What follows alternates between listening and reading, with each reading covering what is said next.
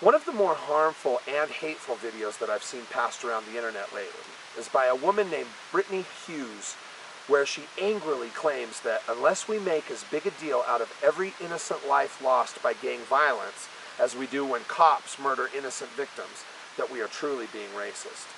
This seems to be a common response by many white people when they don't want to look at the ugliness of racism by police officers.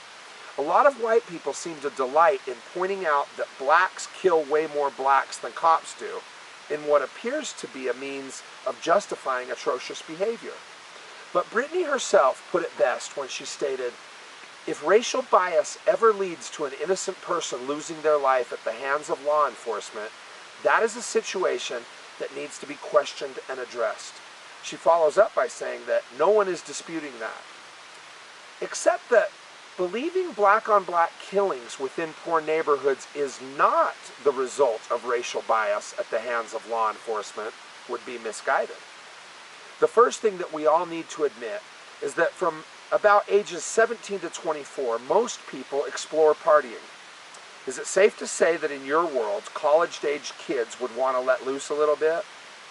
Well, to assume that kids from the ghetto don't have the same desires would be fallacious. The problem is that black inner-city kids that party go to prison, while white kids generally avoid any serious consequences. African Americans make up about 12% of the population, but make up 60% of all prison population serving time for simple drug possession. I know it's nearly impossible for whites to imagine that 1/3 of all of their men would end up in prison, but that's exactly the reality for African American men in the U.S. While statistics show that whites actually commit more crimes and use more drugs than blacks. The prison sentence generally generates an inability to secure basic needs like job, housing, or food. Would that make you angry? How about if you couldn't vote or serve on a jury while you watched millions of others get locked up and locked out simply because they have more pigment in their skin?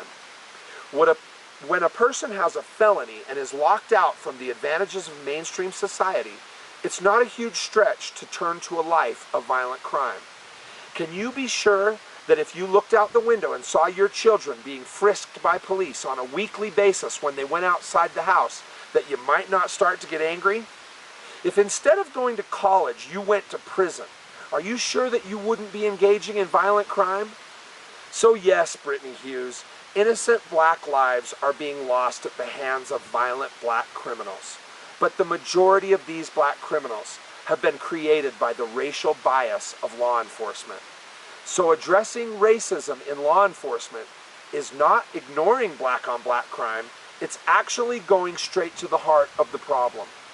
Now, do I think that white kids should be locked up for experimenting with drugs? Do I think that 25% of whites should be thrown in prison for trying to have a good time between the age of 17 and 25? Absolutely not.